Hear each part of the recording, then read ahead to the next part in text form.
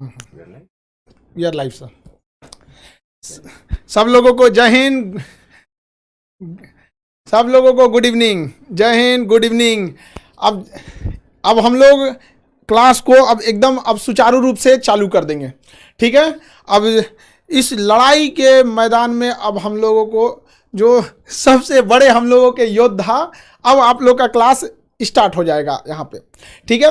तो देखिए सर को ओवरऑल क्या क्या चीज़ों में आ रही हैं, आंसर राइटिंग से लेकर या फिर पीटी से लेके मेंस में, जीएस में, लड़कों को हिस्ट्री, जैसे सर का हमको बहुत अच्छा एक चीज़ लगा कि सर कह रहे हैं कि जैसे हम वर्ल्ड हिस्ट्री पढ़ाना ख़त्म करेंगे सर, जैसे वर्ल्ड हिस्ट्री ख़त्म करेंगे सर उस समय तुरंत इंटरनेशनल रिलेशन आईआर का सेक्शन को जोड़ेंगे, ठीक है। तो आप लोगों से ये एकदम हमारी भी एक तरह अपील रहेगी कि सर जब पढ़ाए तो उसको एकदम गहराई से आप लोग भी समझिए। बाकी सर जब पढ़ाएंगे किसी चीज़ की कोई दिक्कत नहीं आएगी, ये तो आप लोग एकदम ठान के रखिए। और आप सर के तरीके को हर जगह अप्लाई करिएगा, चाहे वो आप ज्योग्राफी पढ़ रहे हो, ज्योग्राफी के अलग अलग सेक्शन को इंटीग्रेट करना हो, या फिर आपको करंट इश्यूज को हो, इंटरनेशनल रिलेशन, तो एक फ्रेम बैठ जाएगा। जब भी आप किसी चीज़ के इतिहास को हम लोग समझते हैं तो ऐसा लगता है गांव की बात हो रही है सर, ये चीज़ बहुत ज़्यादा ज़रूरी है। और हम सर से ये भी आपको सब इस बैच का सबसे बड़ी जिम्मेदारी भी है सर आपके ऊपर कि पूरी तरह से इसको लीड करते हुए सर आगे लेके जाना है। ये लड़कों का इतना मतलब हम तो समझाते समझाते हम लड़कों को कहें कि नहीं, हम एकदम सर को एकदम लीड रहेंगे। सर आपको इसको एकदम जिम्मेदारी बहुत बड़ी है सर आपके ऊपर, लड़कों को भी बहुत उम्मीद है। तो हम आपको सर अब इस जिम्मेदारी को लीजिए सर और एक नए आयाम की शुरुआत करते हैं sir. Okay, thank you very much Khan साहब। और मैं स्टूडेंट्स, पहली बात तो मेरे होनहार बच्चों और बच्चियां, मैंने छात्र और छात्राएं दोनों, क्योंकि कई बार छात्राओं का कंप्लेन रह जाता है कि भाई छात्र का नाम लिया जाता है, छात्राओं का नहीं। आपका छात्र छात्राएं दोनों को मैंने हमारी टीम आश्वासन देती है कि हम आपको आपकी मंजिल तक पहुंचने में बहुत सहायता करने वाले हैं। अब देखिए, मैं आपके दिमाग में एक बात होगी। पहली बात तो यह है कि आप कमर कस लीजिए, उल्टी गिनती शुरू है, अब क्लास शुरू होने वाला है। लेकिन आप जानते हैं कि सीधा क्लास शुरू करने में थोड़ी सी असुविधा होगी कि आप हमारे अगर मेथड को नहीं समझे तो बहुत कुछ अनकहा रह जाएगा।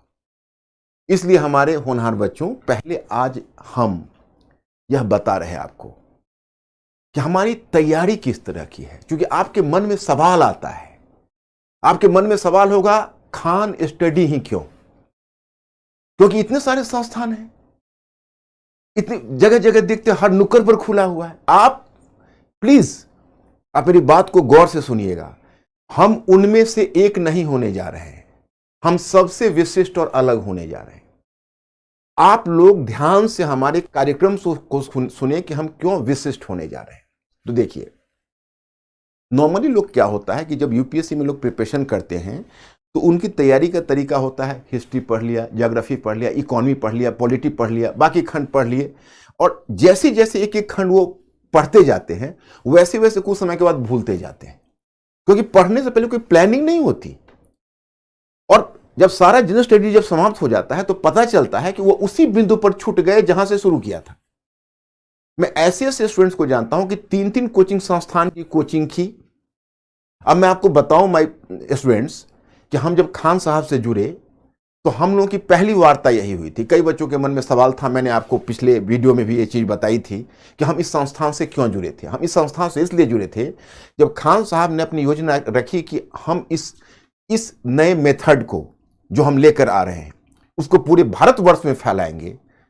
तो हमारा एक बहुत बड़ा सपना पूरा हुआ कि नहीं, ये स्टूडेंट्स का हम, क्योंकि मैं 2 मिनट आपको ब्रीफ करना चाहूंगा। जब भारत को आज़ादी मिली तो फिर हमें गरीबी थी।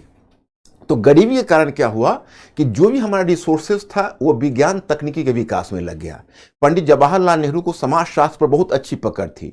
वो बहुत बड़े सामाजिक विज्ञान, जिसको सोशल साइंस या मानविकी विषय कहते, उसके बहुत बड़े ज्ञाता थे वो। लेकिन उनकी पूरी चिंता यही थी कि जब विज्ञान और तकनीकी का विकास होगा तो भारतवर्ष का विकास होगा। मैं स्टूडेंट्स, हमारा सामाजिक विज्ञान नीचे दब गया। सामाजिक विज्ञान का कोई स्टैंडर्ड यूनिवर्सिटी में नहीं रह गया, बहुत ज़्यादा पिछड़ गया। और इधर सिविल सर्विसेज ने अपना एग्जामिनेशन का प्रोग्राम शुरू किया। तो जो सिविल सेवा एग्जामिनेशन है, इवन स्टेट सर्विसेज आप कहिए, उनका क्वेश्चन का स्तर बहुत ऊंचा है, विश्वविद्यालय शिक्षा बहुत नीची है, तो उन दोनों के बीच तालमेल नहीं हो पा रहा है। फिर आ गए बीच में कोचिंग संस्थान। तो कोचिंग संस्थान 2013 से पहले तक का जो सिलेबस था, जो पाठ्यक्रम था, वो पाठ्यक्रम को आज तक नहीं पार कर पा रहे हैं और वहीं पर रुके पड़े हैं कि 2013 से पहले का जो सिलेबस था उसी आधार पर बच्चों की पढ़ाई कराई जा रही है। पॉलिटी, इकोनॉमी, साइंस, टेक सब अलग अलग, आपस में कोई कनेक्टिविटी नहीं। हम अपना प्रोग्राम आपको बताने जा रहे हैं। हम 3 स्तर पर काम करेंगे। पहले, आपकी पढ़ने की गति को बढ़ाएंगे। कैसे? तो डेली कॉम्प्रिहेंशन के प्रैक्टिस से। दूसरा, हम बेसिक मैथ, जो कि हमें खान साहब से बात हुई है, बेसिक मैथ और बेसिक रीजनिंग की आपकी इसेंशियल जानकारी दी जाएगी। एक बात आप जानते हैं, केवल मैथ और रीजनिंग की जरूरत सिर्फ ऐसा नहीं है कि आप बैंकिंग का एग्जामिनेशन, एसएससी का एग्जामिनेशन केवल क्वालिफाई करने के लिए। आपकी जो रीजनिंग का मेथड है वो आपकी सोच को बढ़ाती है। आपका जो बेसिक मैथमेटिक्स का सवाल है आपके दृष्टिकोण को बढ़ाती है। सीसेट क्यों इंट्रोड्यूस किया था यूपीएससी ने? इसी को ध्यान में करके इंट्रोड्यूस किया। फिर आपका जो कॉम्प्रिहेंशन है, कॉम्प्रिहेंशन का what is the meaning? Fast reading करने के बाद आप क्वेश्चन मिस कर जाते हैं। क्यों? क्योंकि क्रिटिकल आइडियाज, जो बहुत ही गहरी आइडियाज है, उसको फास्ट रीडिंग में बच्चे एसिमुलेट नहीं कर पाते हैं, क्वेश्चन गलत हो जाता है। तो पहला तो बेसिक काम हम वहां करेंगे। दूसरा, हम क्या करने जा रहे हैं आपको बता रहा हूं। देखिए, बात रह गई इतिहास की। तो हम मानकर चलते हैं कि जो हिस्ट्री है, समाजशास्त्र है, राजनीतिक शास्त्र है, अर्थशास्त्र है, ये जितने भी विषय हैं, अंतर्राष्ट्रीय संबंध है, भारत एवं विश्व है, ये सब एक दूसरे से अलग नहीं है। ये सभी एक ही थैली के चट्टे पट्टे हैं। इनका आपस में बड़ी अच्छी कनेक्टिविटी है। तो पहला काम तो जो मैं आपको हिस्ट्री पढ़ाऊंगा, वो हिस्ट्री पढ़ाने में ही आपका विजन खुल जाएगा और मैं शुरू करूंगा यहीं से। फिर हमारे कोलिग्स आएंगे, वो जहां से हम छोड़ेंगे वहां से वो अपने पार्ट को पकड़ेंगे। जैसे हिस्ट्री है, हिस्ट्री के साथ ज्योग्राफी हम लिंक करेंगे।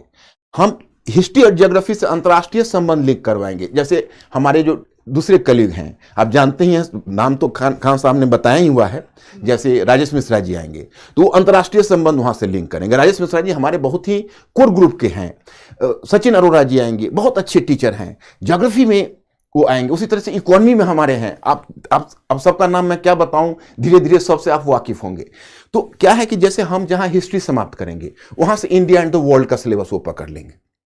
जैसे आप मान लीजिए, हमने आपको मॉडर्न हिस्ट्री पढ़ाया, मॉडर्न के बाद समकालीन भारत पढ़ाया, समकालीन भारत में आपका नेहरूवियन एरा तक आता है, 1970s तक हम छोड़ देंगे।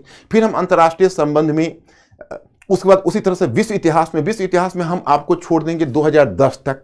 उसके बाद आपको राजेश मिश्रा जी पकड़ लेंगे अंतर्राष्ट्रीय संबंध में। हम सचिन अरोड़ा जी के साथ बैठेंगे और हम प्लान करेंगे किस तरह से ज्योग्राफी, अंतर्राष्ट्रीय संबंध, हिस्ट्री तीनों को मिला के बच्चों को ज्ञान दिया जाए। इधर हमारा फास्ट रीडिंग का कोर्स चलता रहेगा, आपको डेली प्रैक्टिस राइटिंग का करवाते रहेंगे। अब आप ही बताइए, आप 2 साल में आईएएस क्यों नहीं बनेंगे? और अगर नहीं बनेंगे तो ये हमारे लिए चैलेंज है और ये हमारी पूरी टीम, और हम इसीलिए इस खान स्टडी सर्कल में आए हैं, क्योंकि ये जो रिसर्च सेंटर है, इसमें आने का मतलब ही, हमारा मकसद यही है कि खान साहब की तकनीकी और हमारी पद्धति पूरे भारत में फैले। और इसके सबसे होनहार कर्णधार आप लोग होंगे। आप लोग इसके सबसे बड़े बेनिफिट उठाने वाले होंगे। हां, लेकिन मेहनत आपको करनी पड़ेगी। मैं आपको बताऊं कि खान साहब से हमने बात की है, इनके पास एक टेक्नोलॉजी इन्होंने डेवलप किया है जिससे आप लोगों का फीडबैक पता चलता रहा है। और बच्चों, जानते हो, आप ऐसा मत समझना कि मैं आंखों से ओझल हूं, हम आपको विजुअलाइज कर रहे हैं। अगर विजुअलाइज नहीं करते तो इतने विश्वास के साथ कैसे बोल सकते आप बताइए? हम आपको देख रहे हैं, मन की आंखों से देख रहे हैं, और हम इस तकनीकी के माध्यम से आपका फीडबैक लेंगे, रेगुलर फीडबैक लेंगे। और आप में से किसी ने जो पढ़ाई में अगर कमी की, वो भी हमें पता चलेगा। तो हम एक बहुत बड़ी योजना लेकर, और ये कोई ऐसा नहीं है कि हम आपको सिर्फ एक मौखिक संवाद स्थापित कर रहे हैं, ये रियलिटी है। अब मैं स्टूडेंट्स, हिस्ट्री का बाकी सेगमेंट से तो बात होगी। आप लोगों का सिलेबस, पाठ्यक्रम आपको पता ही होगा कि आपका सिलेबस, अगर पाठ्यक्रम पर हम निगाह डालें तो आपका 3 स्टेज में तैयारी होती है। पहली होती है प्रारंभिक परीक्षा, दूसरी होती है मुख्य परीक्षा, और फाइनल होता है साक्षात्कार। सबसे बड़ा रोल उसमें मुख्य परीक्षा का होता है। प्रारंभिक परीक्षा में आपका एक एप्टीट्यूड टेस्ट होता है जिसकी तैयारी हम लोग बहुत जल्दी शुरू करने वाले हैं उसका भी। तो एप्टीट्यूड टेस्ट, तो आपको एप्टीट्यूड तो हम लोग डेवलप करवाएंगे ही करवाएंगे। जो जनरल स्टडीज का पेपर है उसमें मेंस और प्री के बीच कोई विभाजन रेखा नहीं खींची जाती है। जानते हो हम क्या कहते हैं? अगर मेंस रूपी जाल हम फेंकते हैं तो प्रीलिम्स रूपी मछली फंसती है। मेंस रूपी जाल में प्रीलिम्स रूपी मछली फंसती है। तो आप देखेंगे कि जब हम मेंस की तैयारी करवा रहे होंगे, जैसे आप हम हिस्ट्री की तैयारी करवा रहे होंगे, तो उसमें 5 क्वेश्चन हम प्रीलिम्स का डेली रखेंगे। जैसे आज जो हमने चैप्टर ले लिया, उस चैप्टर पर कल जब मैं आपसे मिलूंगा तो 5 क्वेश्चन प्रीलिम्स का और 1 मेंस का। आपका रेगुलर बेसिस पर 1 मेंस की राइटिंग होगी, 5 प्रीलिम्स का क्वेश्चन होगा। और जानते हैं 5 प्रीलिम्स का क्वेश्चन क्यों? उससे हमारा 2 पर्पस सॉल्व होता है।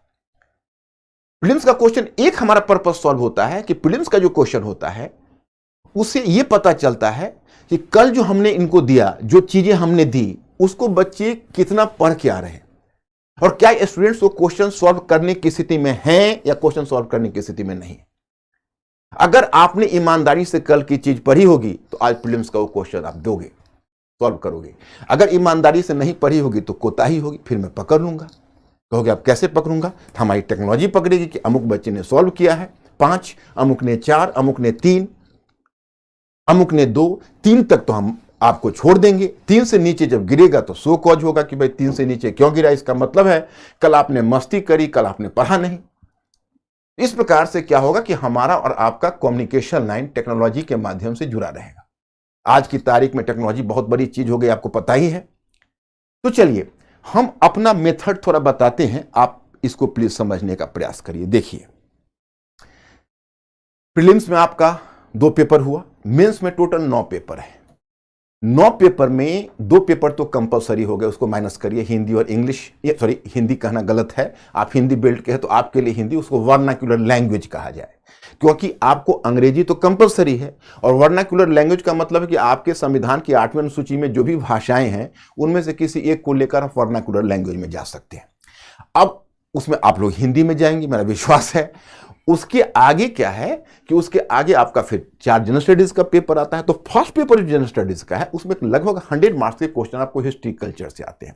फिर इंडियन सोसाइटी का पार्ट है और उसी में आप देखेंगे कि उसी में ज्योग्राफी का पार्ट है। उसमें आप देखेंगे भारतीय इतिहास एवं संस्कृति, विश्व का इतिहास, विश्व का भूगोल और समाज, यही आपके सिलेबस में दिया हुआ है। जब आप पेपर नंबर 2 में आते हैं तो आप देखते हैं कि वहां पर भी आपके 3 सेगमेंट रखे पड़े हैं। एक आपका पॉलिटिक कॉन्स्टिट्यूशन है, दूसरा इंडियन सोशल इशूज है, सामाजिक मुद्दे हैं, और जो तीसरा है वो तीसरा है अंतर्राष्ट्रीय संबंध। फिर जब तीसरे पेपर में आते हैं उसमें 4-5 चीज है। टेक्नोलॉजी है, उसमें नेचुरल डिजास्टर है, नेशनल सिक्योरिटी है, फिर आप देखेंगे जो सिक्योरिटी है पूरा, उसके बाद आप देखें इकोनॉमी है, उसमें साइंस टेक है। तो उसमें 4-5 चीजें आपकी आ जाएगी। और जो चौथा पेपर है आपका एथिक्स, उसमें आप जानते हैं अभिरुचि, सत्यनिष्ठा।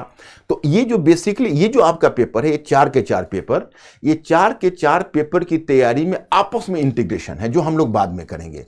पहले मैं आपको इतिहास पर चर्चा कर दूं, क्योंकि यहीं से शुरू करना है मुझे, तो इसकी चर्चा कर दूं। और जैसे जैसे हमारा कोर्स आगे बढ़ेगा हम आगे का प्रोग्राम आपको बताते रहेंगे। जैसे आपके हिस्ट्री में पहला पेपर में हिस्ट्री का लगभग 100 मार्क्स के क्वेश्चन होते हैं, और लगभग आपके तकरीबन मानकर आप चलें कि 36 से 40 मार्क्स के क्वेश्चन आपके जनरल स्टडीज के पेपर में होते हैं। जनरल स्टडीज में आप समझ सकते हो 200 मार्क्स में 40 मार्क्स के हिस्ट्री के क्वेश्चन अकेला है। और बाकी सेगमेंट्स में तो आगे पीछे हो भी सकता है, हिस्ट्री के क्वेश्चन तो आपको ज्यों का त्यों मिलेंगे, हिस्ट्री एंड कल्चर दोनों मिलाकर। फिर आपका जो मेंस का पेपर है उसमें 100 मार्क्स के क्वेश्चन आपके हिस्ट्री और कल्चर के मिलेंगे। अब मैं आपको बताऊं कि जो आपका फर्स्ट पेपर है जिसमें हिस्ट्री कल्चर का पार्ट है, उसमें सिलेबस की चर्चा करना ही बेकार है, क्योंकि सिलेबस में इतना कम दिया है, जैसे लगता है कि जब वो सिलेबस सेट कर रहा था, वो सिलेबस सेट करने वाला तो मानो ऊँघ रहा हो, उसको आधी नींद आ रही हो, आधा जगा हुआ है। विश्व इतिहास का सिलेबस सेट किया है, ऐसा सेट किया है कि आगे का टॉपिक पीछे, पीछे का टॉपिक आगे। फिर जो कल्चर है उसमें मात्र 3-4 शब्दावली का प्रयोग किया, और मॉडर्न हिस्ट्री में ही 3 टॉपिक रखा है। लेकिन जानते हैं आप, पूरे मॉडर्न हिस्ट्री, पूरे वर्ल्ड हिस्ट्री, 250 वर्षों का इतिहास और पूरे कल्चर का भाग, मतलब जो ऑप्शनल पेपर का 60% लगभग जनरल स्टडीज का पार्ट है। अब इतने बड़े एरिया को कवर करना है, तो मैं पहले आपके सामने कौन सा नई तकनीकी लेकर आ रहा हूं, पहले तकनीकी पर चर्चा कर दूं। क्योंकि आप कहेंगे कि सर आप का इतिहास पढ़ाने का तरीका क्या है। आपके मन में क्यूरियोसिटी होगी कि इतिहास ये भी पढ़ाते हैं, अमुक सर भी पढ़ाते हैं, अमुक सर भी पढ़ाते हैं। मैं एक बात आपको बताता हूं। एक बच्ची ने एक बार हमें सवाल किया था, मैं जनरल स्टडीज का ये लेने वाला था, तो मेरी एक छात्रा थी, उसने मुझसे सवाल किया कि सर ये पार्ट मेरा किया हुआ है। जैसे मैं मॉडर्न हिस्ट्री पढ़ाने वाला था, उसने कहा कि सर ये पार्ट किया हुआ है। वो शायद किसी दूसरे कोचिंग में की होगी। तो हमने कहा है कि क्या कहा, किया हुआ है। जब तुम मुझसे करोगी तो पता चलेगा कि अब तक किया हुआ नहीं है। क्योंकि आप जब मुझसे एक बार हिस्ट्री और कल्चर पढ़ोगे तो पुरानी चीजों को पहले मैं उच्चाटन दे के भुलवाता हूं, फिर नए सिरे से उसे सिखाता हूं। क्योंकि वो जो आपने तरीका और मेथड अपनाया हुआ है वो मेथड से बिल्कुल अलग है हमारा। जैसे आपका तरीका क्या है, आप पढ़ते हो तो इंडस वैली सिविलाइजेशन अलग पढ़ते हो, वैदिक सभ्यता अलग पढ़ते हो, बुद्ध काल अलग पढ़ते हो, मौर्य काल, मौर्योत्तर काल, सबको अलग अलग पढ़ते हो। कई बार तो मैं खुद भी हैरत में पड़ जाता हूं। कई अध्यापन तकनीकी में मैं कई अध्यापकों को देखा हूं कि फर्स्ट वर्ल्ड वॉर, प्रथम विश्व युद्ध पहले पढ़ा देते हैं और फ्रांस की क्रांति बाद में पढ़ाते हैं। अब ये मेरी समझ में नहीं आता है कि उल्टी सीढ़ी से आने वाली बात वो बच्चा इतिहास क्या समझेगा, वो तो रटेगा। And we have to discourage rote learning. हम आपको रटवाएंगे नहीं, आपको हम सोचने वाला प्राणी बनाएंगे, to be a thinking creature. और थिंकिंग क्रिएचर बनने के लिए जानते हैं कौन सी तकनीकी अपनानी है? 2+2 4 नहीं, 2+2 22। क्योंकि 2+2 जब तक अगर हम 4 करते रहेंगे तो आप मान कर चलिए कि 2+2 की जो तकनीकी है वो काम यूपीएससी में नहीं आती है। जैसे मैं उदाहरण बताता हूं, आपने मॉडर्न हिस्ट्री पढ़ा तो आपने 18वीं सदी का इतिहास पढ़ लिया, फिर पलासी का युद्ध और बक्सर का युद्ध पढ़ लिया, उसके आगे आए तो रॉबर्ट क्लाइव और द्वैत शासन पढ़ लिया, उसके आगे वारेन हेस्टिंग्स पढ़ा, वारेन हेस्टिंग्स के बाद फिर आपने लॉर्ड कॉर्नवालिस पढ़ लिया, अस्थाई बंदोबस्त पढ़ा, रैयतवाड़ी पढ़ा, महालवाड़ी पढ़ा। किसी भी टॉपिक में एक दूसरे से कनेक्टिविटी नहीं है। और अगर आप पुस्तक में या किसी नोट्स में आप पढ़ते हो तो आप 139 नंबर पेज पर जब आप चले जाते हो तो उस पेज पर जाने के बाद आपको एहसास होता है कि पीछे जो 138 पेज हमने पढ़ा वो सब भूल चुका हूं, अब कुछ नहीं याद है। 139वां पेज पर आपको ख्याल आता है कि पिछले 15 दिनों की जो मेरी पढ़ाई है अब मुझे कुछ याद नहीं है। तो 139वां पेज नंबर को आप मोड़ देते हो बुक को, और यह सोचते हो कि समय सुकाल अच्छा होगा तो फिर लौटूंगा, फिलहाल मैं देखता हूं क्या करता हूं। फिर तुम बाजार में खोज में चले जाते हो कि अब हिस्ट्री के लिए क्या पढूं, आपको कोई दूसरा बुक बता देता है, आप उस बुक को ले लेते हो। लेकिन सारे बुक में तो हाल वही है। तो आप कहेंगे भाई आप हमें कैसे आसान बना देंगे, तो उसका तरीका बताता हूं। देखो मेरे इस डायग्राम को देखो। प्राचीन काल का इतिहास और मध्यकालीन भारत का इतिहास इस फार्मूला पर चलेगा। प्राचीन काल, मध्यकालीन का भारत का इतिहास इस फार्मूला पर चलेंगे। जैसे हमको क्या करना है कि पूरे इतिहास को पहले 4 पार्ट में बांट देंगे, राजनीतिक, आर्थिक, सामाजिक और सांस्कृतिक।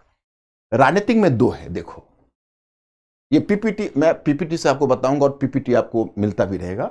जैसे ये राजनीतिक विस्तार है, तो राजनीतिक विस्तार में क्या करना है, जैसे मैं कहां से लूं, तो पहले एक चीज और भी आपको बता दूं। अगर हमको एंशिएंट और मेडिवल का जो पार्ट लेना है उसको हम मुख्य रूप से 3 पहले पार्ट में बांटेंगे, 3 पार्ट, उसके बाद पहले 3 खंड में बांटेंगे। कैसे? तो पहला खंड हमारा होगा पूरा पाषाण काल, पूरा पाषाण काल, मध्य पाषाण काल, नवपाषाण काल, ताम्रपाषाण काल, हड़प्पा सभ्यता और महापाषाण काल। इतने भाग को हम एक खंड बनाएंगे। दूसरा खंड बनाएंगे वैदिक काल, बुद्ध काल, मौर्य काल, मौर्योत्तर काल, गुप्त काल, गुप्तोत्तर काल और पूर्व मध्य काल। दूसरा खंड हमारा बनेगा। तीसरा खंड हमारा बनेगा सल्तनत और मुगल, जिसको उत्तर मध्य काल कहा जाता है। अब उनमें पहले क्या करेंगे, जो पहला खंड है वो चूंकि पुरातत्व के आधार पर है, उसका तरीका अलग है, तो उसमें परिवर्तन के तत्वों को हम अलग रेखांकित करेंगे। क्योंकि देखो पहला सवाल मैं बच्चों को यही कहता हूं कि देखो तुम जो इतिहास पढ़ते हो तो इतिहास पढ़ने का हमने क्या पहले हमारा देखो मोटो क्या है, इतिहास के अध्ययन का अर्थ है राजनीतिक, आर्थिक, सामाजिक और सांस्कृतिक क्षेत्र में निरंतरता तथा परिवर्तन के तत्वों को रेखांकित करना। इतिहास तथ्य नहीं है। कई बार तो क्या होता है कि हम इमोशनली डिस्टर्ब हो जाते हैं जब स्टूडेंट्स आते हैं और कहते हैं कि सर इतिहास में बहुत तिथियां याद रखनी पड़ती है, बहुत सारे घटनाएं याद रखने पड़ती है, बहुत सारे डेट्स याद रखने पड़ते हैं। तो जानते हो, मैं कहता हूं तुम एनसीईआरटी कक्षा 8 की पहला चैप्टर पढ़ लो कि तिथियां क्यों महत्वपूर्ण है। उसी से पता चल जाएगा कि तिथियां थी, लेकिन जब आपके दादाजी इतिहास पढ़ रहे होंगे उस समय तिथियां होंगी। आज इतिहास में तिथियां नहीं है, आज आर्थिक सामाजिक परिवर्तन है, और आर्थिक सामाजिक परिवर्तन सारे परिवर्तनों को लेकर चलता है। तो मैंने पहला इतिहास का मोटो बताया कि इतिहास के अध्ययन का अर्थ है राजनीतिक, आर्थिक, सामाजिक एवं सांस्कृतिक क्षेत्र में निरंतरता तथा परिवर्तन के तत्वों को रेखांकित करना, जिन्हें हम तथ्य के रूप में देखते हैं, वे महज एक दृष्टिकोण को सिद्ध करने के उदाहरण है। मतलब हम जिन्हें तथ्य समझते हैं वो तथ्य नहीं है, अरे वो तथ्य तो एक दृष्टिकोण को सिद्ध करने के उदाहरण है। जैसे अगर मान लीजिए हम ये कहते हैं कि 5वीं सदी ईसा पूर्व में मध्य द्वाब क्षेत्र में लोहे के उपकरणों का प्रयोग शुरू हो गया था, तो ये हो गया हमारी अवधारणा कि भाई 6ठी सदी या 5वीं सदी ईसा पूर्व में मध्य गंगा घाटी में, मध्य गंगा घाटी का मतलब हुआ कि आप इलाहाबाद से लेकर और भागलपुर के रीजन तक जाते हो, तो वहां पर लोहे के उपकरणों का प्रयोग शुरू हो गया था। तो जब हम ये स्टेटमेंट बोलेंगे तो आप कहेंगे मसलन, उदाहरण, तो उदाहरण में है कि जखीरा नामक स्थान से लोहे का एक फाल मिला है। तो बच्चे क्या करते हैं, लोहे के फाल को ही इतिहास समझ लेते हैं कि वो रटेंगे जखीरा नामक स्थान से लोहे के फाल प्राप्त, जखीरा नामक स्थान से लोहे का फाल प्राप्त, लेकिन वो कॉन्सेप्ट उनको समझ में नहीं आएगा कि जखीरा नामक जो स्थान है वहां लोहे का फाल है, तो लोहे का फाल का प्रासंगिकता क्या है। इसका मतलब है कि अब कृषि उपकरण के रूप में लोहे का प्रयोग हो रहा है, और अगर कृषि उपकरण के रूप में लोहे का प्रयोग हो रहा है तो जंगलों की सफाई होगी, क्षेत्र आबाद होगा, धान की रोपाई पद्धति का विकास होगा।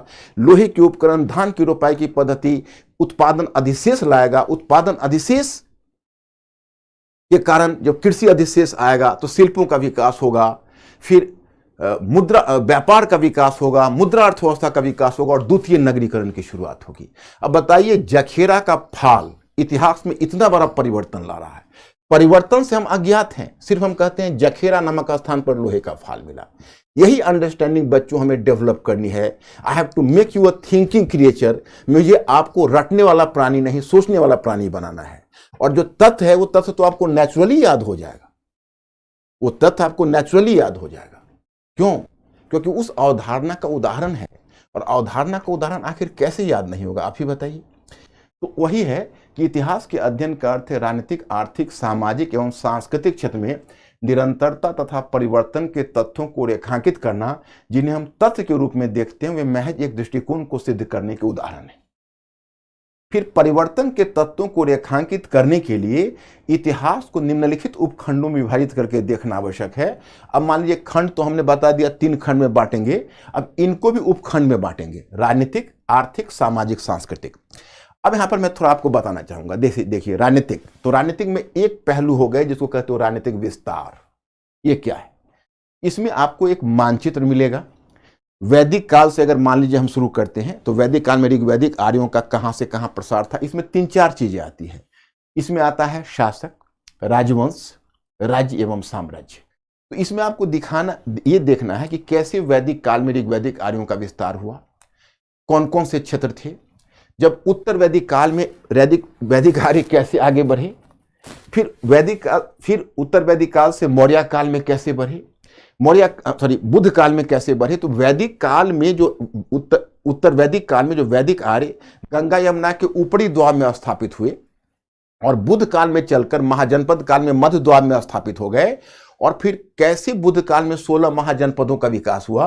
इन 16 महाजनपदों को पीछे छोड़ते हुए कैसे मगध साम्राज्य आगे बढ़ गया, और मगध साम्राज्य ने किस प्रकार से एक बड़े साम्राज्य की स्थापना की। उसी समय उत्तर पश्चिम से पहले ईरानी आक्रमण हुआ, फिर यूनानी आक्रमण हुआ, और फिर उसके बाद हम लोग मगध साम्राज्य, फिर सिकंदर लौटते हुए उत्तर पश्चिम में क्या प्रबंध किया उसको डील करते हुए तब आ जाएंगे हम लोग जैसे मौर्य काल में आएंगे तो कैसे मौर्यों ने, चंद्रगुप्त मौर्य ने उत्तर पश्चिम से यात्रा शुरू करके पहले चरण में, फिर कैसे चंद्रगुप्त मौर्य ने धनानंद के तख्ता को पलटा, फिर कैसे चंद्रगुप्त मौर्य ने सेल्यूकस को पराजित करके सिंधु नदी से हिंदू कुश पर्वतमाला के भूभाग तक जीता। और फिर तो मैं आपको यह बताना चाहता हूं कि मौर्य काल में राज्य राजवंश साम्राज्य, फिर मौर्योत्तर काल में राज्य राजवंश साम्राज्य, गुप्त काल में, गुप्तोत्तर काल में, पूर्व मध्य काल में। तो इसमें केवल आपको राजनीतिक विस्तार, राजवंश, राज्य, शासक, जीत हार, युद्ध, इसकी जानकारी आपको एक ही साथ दी जाएगी। उससे क्या होगा कि मैं आपसे पूछूंगा कि अच्छा एक बात बताइए कि आखिर आप इसको कैसे लेकर चल रहे हैं। तो आप तर्क देंगे कि देखिए हम इसको इस तरह से लेके चल रहे, और हम आपसे पूछेंगे कि ठीक है, अब वैदिक काल से हमको पूर्व मध्य काल तक कितने राजवंश आए, कितने राज्य आए, कितने साम्राज्य आए, पीटी आपकी मुट्ठी में। राजनीतिक इतिहास से कोई क्वेश्चन आपका गलत नहीं होगा, क्योंकि आपके दिमाग में चलचित्र की तरह बैठ गया है। एक बार आप वैदिक काल याद करेंगे तो पूर्व मध्य काल तक का परिवर्तन आपको समझ में आ जाएगा। अब उसको वहां छोड़िए, अब आ जाएंगे आप प्रशासन पर। वैदिक कालीन प्रशासन, तो ऋग्वैदिक काल में प्रशासन की क्या विशेषताएं थी? मान लीजिए 5 से 6 विशेषताएं हैं, उसको एक बार आप ध्यान कर लेते हैं, और सारी विशेषताओं के साथ उदाहरण होंगे। उदाहरण ध्यान कर लेते हैं। तो अगर ऋग्वैदिक काल में 6 से 7 विशेषताएं और 6-7 उदाहरण हैं, तो उसको लेकर आप उत्तर वैदिक काल में आ जाइए। उत्तर वैदिक काल में आप फिर उसमें ये 6-7 विशेषताएं, उसमें क्या परिवर्तन आए, तो उत्तर वैदिक काल में क्या परिवर्तन आए, फिर विशेषताएं उदाहरण। बुद्ध काल में क्या परिवर्तन आए, विशेषताएं उदाहरण। मौर्य काल में कैसे मौर्य कालीन प्रशासन में केंद्रीयकरण हुआ, विशेषताएं उदाहरण। मौर्य काल से मौर्योत्तर काल में कैसे आए, विशेषताएं उदाहरण। वहां से होती है गुप्त काल, गुप्तोत्तर काल, पूर्व मध्य काल तक, सामंतवाद के उद्भव तक। फिर मैं पूछूंगा, अच्छा बच्चों ये बताओ कि वैदिक काल से लेकर सामंतवाद के काल तक, पूर्व मध्य काल तक आप हमें परिवर्तन बताइए, प्रशासन में क्या परिवर्तन है। आप फटाफट हमें बताते चले जाएंगे। इसको कहते हैं हॉरिजॉन्टल स्टडी। बच्चों आपके मन में जिज्ञासा हो कि आपके इतिहास का पैटर्न क्या है, तो आज तक इतिहास आप लोग वर्टिकल पढ़ते रहे हो, यानी लंबवत। हम लंबवत के साथ साथ क्षैतिज ढंग से अध्ययन कराएंगे, लंबवत और क्षैतिज दोनों, वर्टिकल और हॉरिजॉन्टल दोनों। और जब वर्टिकल हॉरिजॉन्टल का जब मेल होगा तो कोई भी चीज आपकी आंखों से छूटेगी नहीं। फिर आप आर्थिक से आते हो सामाजिक में, तो सामाजिक में फिर वही हुआ, वर्ण एवं जाति है, महिलाएं हैं, शूद्र हैं, अछूतों की दशा है। तो सामाजिक में फिर पहले हम ऋग्वैदिक काल से समाज का अध्ययन शुरू करेंगे। उत्तर वैदिक काल में परिवर्तन देखेंगे, कैसे वर्ण आया ऋग्वैदिक काल में, कैसे उत्तर वैदिक काल में चतुर्वर्ण व्यवस्था स्थापित हुई, वहां से बुद्ध काल में आकर कैसे वर्ण व्यवस्था का आधार जन्म हो गया, जाति के विकास का आधार तैयार हुआ। मौर्य काल में कौटिल्य के अर्थशास्त्र में कैसे सामाजिक व्यवस्था पर है, वहां से मौर्योत्तर काल में मनु संहिता, वहां से गुप्त काल में याज्ञवल्क्य संहिता से होते हुए पराशर नारद सब होते हुए, और कैसे जाति विकसित होता चल रहा है, कैसे अछूत जातियों का कॉन्सेप्ट आ रहा है, जाति से उपजातियों का विकास कैसे हो रहा है, वहां महिलाओं की स्थिति कैसे गिर रही है, जाति व्यवस्था जैसे जैसे क्लिष्ट हो रहा है, महिलाओं की स्थिति और कैसे नीचे गिर रही है। ऐसे करते हुए हम पूरे वैदिक से लेकर और पहुंच जाएंगे पूर्व मध्य काल तक। अब आएंगे सांस्कृतिक पर। जब सांस्कृतिक पर आएंगे तो ये हमारा एक बहुत बड़ा एरिया होगा, क्योंकि ये जो राजनीतिक, आर्थिक, सामाजिक है, ये केवल प्रीलिम्स के लिए आपके लिए इंपॉर्टेंट होगा, एंशिएंट में और मेडिएवल में। लेकिन जो सांस्कृतिक है वो मेंस और पीटी दोनों के लिए इंपॉर्टेंट है। तो यहां पर हम लोग ज्यादा फैलेंगे। जैसे धर्म, दर्शन है, भाषा, साहित्य है, कला है। कला में आपका स्थापत्य कला, मूर्ति कला, चित्रकला, संगीत कला, नृत्य कला, और इसके साथ ही हम विज्ञान और तकनीकी, इन सब को इसी में शामिल करेंगे। और जानते हैं इसमें भी वही तरीका अपनाएंगे। वैदिक काल में पहले एक पकड़ेंगे, धर्म और दर्शन। तो वैदिक काल में धर्म और दर्शन, ऋग्वैदिक काल में क्या था, उत्तर वैदिक काल में क्या परिवर्तन आया, उसके बाद बुद्ध काल में क्या परिवर्तन आया, मौर्य काल में क्या परिवर्तन आया, मौर्योत्तर काल में, गुप्त काल में, गुप्तोत्तर काल में। और जानते हैं आज अगर मैं एक औसत इंसान से पूछूं कि हिंदू धर्म क्या है, तो हिंदू धर्म के बारे में वो नहीं बता पाता है। लेकिन जानते हैं आप, जब आप इस तरीके से पढ़ेंगे तो हिंदू धर्म क्या है वो बखूबी आपकी समझ में आएगा, और बड़े आराम से आप डिफाइन कर सकते हैं कि वैदिक धर्म और हिंदू धर्म में क्या अंतर है, कैसे वैदिक और अवैदिक तत्व मिलते हैं तो हिंदू धर्म का विकास होता है। दर्शन में ही जैसे वेदांत दर्शन है, बुद्ध में बौद्ध दर्शन है, जैन चिंतन है, वहां से आगे बढ़ते हुए आप षड दर्शन, वहां तक पूर्व मध्यकाल तक आसानी से पहुंच जाएंगे। फिर उसी प्रकार से भाषा और साहित्य, भाषा और साहित्य में बच्चे प्राय भ्रम में रहते हैं, परंतु वैदिक काल से अगर हम भाषा साहित्य के विकास का अध्ययन करते चले जाएंगे तो पूर्व मध्यकाल तक हमको भाषा और साहित्य का विकास बिल्कुल शीशे की तरह साफ हो जाएगा। और वही चीज कला में होगी। एक स्थापत्य कला पकड़ेंगे तो स्थापत्य कला का इतिहास हड़प्पा सभ्यता के बाद आपका शुरू हो रहा है मौर्य काल से। तो मौर्य काल में स्थापत्य, मौर्योत्तर काल, गुप्त काल, गुप्तोत्तर काल। तो मैं कुल मिलाकर मेरा जो ये मेथड है वो हॉरिजॉन्टल स्टडी की तरफ आपको ले जाएगा। और ये हम आएंगे खंड 2 में। अब खंड 3 में सल्तनत और मुगल काल है, वो इसी फार्मूला से डिवाइड होगा और चेंजेज आगे बढ़ता चलेगा। जानते हैं अब समाज ही है, तो समाज में आपने अब तक पूर्व मध्य काल में पढ़ा, तो अब तक आपने समाज का वर्टिकल विभाजन देखा, ब्राह्मण क्षत्रिय वैश्य और शूद्र। जब मध्यकाल में आते हैं तो आप वर्टिकल हॉरिजेंटल दोनों देखते हैं, हिंदू मुस्लिम और प्लस ब्राह्मण क्षत्रिय वैश्य और शूद्र। जब इस्लाम आया, इस्लाम में जाति व्यवस्था नहीं थी, इस्लाम ने यहाँ के जाति व्यवस्था को कड़ी चुनौती दी। लेकिन आश्चर्यजनक बात यह रही कि इस्लाम जाति व्यवस्था को मिटा नहीं पाया, परंतु जाति व्यवस्था के प्रभाव में इस्लाम में ही जाति व्यवस्था हो गई। ये जो मध्यकाल है, इसमें आपको फिर जाति वर्ण समझने का मौका मिला। क्या जाति वर्ण समाप्त हो गया? ये क्या एक इतनी बड़ी हिंदू जनसंख्या और मुस्लिम जनसंख्या कैसे मतलब कोरिलेट कर रहे हैं? आपको भारत का समन्वित संस्कृति समझने का मौका मिलेगा। भक्ति और सूफी, जैसे हिंदू धर्म है तो हिंदू धर्म के बारे में कहा जाता था सर्वग्रासी है, जो भी नया मतांतर आता था हिंदू धर्म उसको पचा लेता था अपने में। इस्लाम के बारे में कहा जाता था वो भी सर्वग्रासी था। जहां भी इस्लाम गया तो मुस्लिम अल्पसंख्यक बनकर गए, लेकिन शीघ्र ही बहुसंख्यक हो गए, क्योंकि उन्होंने वहां के धर्म को परिवर्तित कर दिया। लेकिन भारत की भूमि पर ना तो इस्लाम हिंदुइज्म को निगल सका, न हिंदुइज्म इस्लाम को निगल सका, और दोनों साथ, लेकिन दोनों 600 वर्ष तक साथ साथ रहते हुए समन्वित संस्कृति का विकास किया। That was a complete culture of India. और वह समन्वित संस्कृति आपको भाषा साहित्य में, उर्दू, आपको भक्ति सूफी मूवमेंट में, वो समन्वित संस्कृति आपको स्थापत्य कला में, इंडो इस्लामिक स्थापत्य कला, चित्रकला, इंडो इस्लामिक चित्रकला में व्यक्त होता है। और ये एक भारत की बहुत बड़ी सांस्कृतिक धरोहर है। जानते हैं, अभी एक हाल में बुक किसी वेस्टर्न स्कॉलर ने लिखा है कि पश्चिम के लोगों को मुस्लिम जनसंख्या के साथ एडजस्ट करने का मतलब कैपेसिटी डेवलप नहीं हुआ, लेकिन हिंदुस्तान में एक ऐसा कंप्लीट कल्चर है, यहाँ पर साथ रहने की दोनों को एक जीवन पद्धति विकसित हो गई और एक समन्वित संस्कृति के रूप में। हमको याद है कि जब तालिबानी जब अफगानिस्तान में आए थे और जब दक्षिण से कुछ हार्ड बातें जब लिखी गई थी कुछ सोशल मीडिया पर, तो इस बात को एक बहुत बड़े एक्टर हैं और वो फिल्मी दुनिया के उस एक्टर ने उसने आगाह किया था कि देखिए हिंदुस्तान की भूमि बड़ी अजीब है, यहाँ पर हिंदू और मुसलमान बहुत अच्छे से और 600-700 वर्ष तक साथ रहते आए हैं, तो बाहर में होने वाली राजनीति का प्रभाव हिंदुस्तान पर नहीं पड़ सकता, क्योंकि हिंदुस्तान में एक अलग दोनों का इक्वेशन रहा है जो मध्यकाल से ही चलता आ रहा है, और हिंदुस्तान में हिंदू और मुस्लिम दोनों आपस में जीने के आदी हो चुके हैं। तो मध्यकाल में आपको समझने का मौका मिले पूरा हमारी समन्वित संस्कृति, भक्ति सूफी मूवमेंट को। और इसमें मैं आपको सोचने वाला प्राणी बनाऊंगा, रटवाऊंगा नहीं। रटना तो भूल जाना है, वो तो मतलब ये समझिए कि अगर कोई रट रहा हो तो इसका उसको तरीका पता नहीं। अगर तरीका पता हो तो आपको रटने की जरूरत ही नहीं होगी। तो इस तरह से हम लोगों का मध्यकाल तक निपट जाएगा। अब आएगा हमारा परिवर्तन को देखो। अब परिवर्तन का जो क्रम आप रेखांकित कर रहे हो, इसमें हमने 2 गोले बनाए।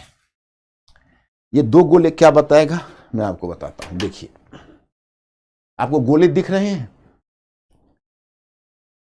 अब पता नहीं आपको ये गोले दिख रहे हैं या नहीं। देखिए, ये 4 गोले, 1 2 3 4, ठीक है। तो ये राजनीतिक है, ये आर्थिक है, ये सामाजिक है, ये सांस्कृतिक है।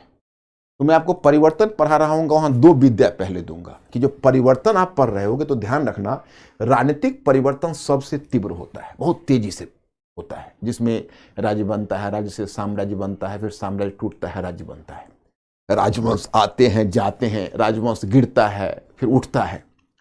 और जब आप आर्थिक पर आते हो तो आर्थिक परिवर्तन उससे थोड़ा धीमा होता है। जितना राजनीतिक जितना द्रुत होगा, आर्थिक नहीं होगा। सामाजिक परिवर्तन उससे भी धीमा होता है। जैसे मैं जब आपको पढ़ाने लगूंगा चेंज, जो हॉरिजेंटली बताऊंगा, तो राजनीतिक परिवर्तन में हमको टाइम ज़्यादा लगेगा, आर्थिक परिवर्तन में उससे कम टाइम लगेगा, सामाजिक परिवर्तन में उससे भी कम टाइम लगेगा, और सांस्कृतिक परिवर्तन उससे भी कम होता है। ब्राह्मणों की श्रेष्ठता जो वैदिक काल में स्थापित हुई, आज तक स्थापित है कोई न कोई रूप में। तो यह चीज जो है, यह चीज आपको परिवर्तन के ज्ञान से आएगा। जैसे आपका जो है ना ज्ञान का चक्षु खुलेगा कि आज तक हम ये सब चीज नहीं जानते थे। मतलब आप समझ सकते हो कि सब उस पुस्तक में है लेकिन दिखता नहीं है। जैसे ब्रह्म हर जगह है लेकिन नेकेड आंखों से दिखता नहीं। तो ये जो है, ये एक बहुत बड़ी चीज और बहुत बड़ा एसेट होगा, और ये सिर्फ और यही प्लेटफॉर्म पर आपको मिलेगा। क्योंकि मैं सिर्फ इसी प्लेटफॉर्म पर पढ़ाऊंगा, हमारी टीम सिर्फ इसी प्लेटफॉर्म पर होगी, और हमारी टीम ही इस चीज को हिंदुस्तान में लाएगी। हम आपको वादा करते हैं कि हमसे बढ़िया कोई नहीं होगा इस फील्ड में यूपीएससी की तैयारी। लड़का कह रहा है कि अब दिखने लगा है इसको। हाँ? कह रहा है नहीं दिख रहा था, अब कह रहा है दिखने लगा है। दिखने लगा है। हाँ। Very good.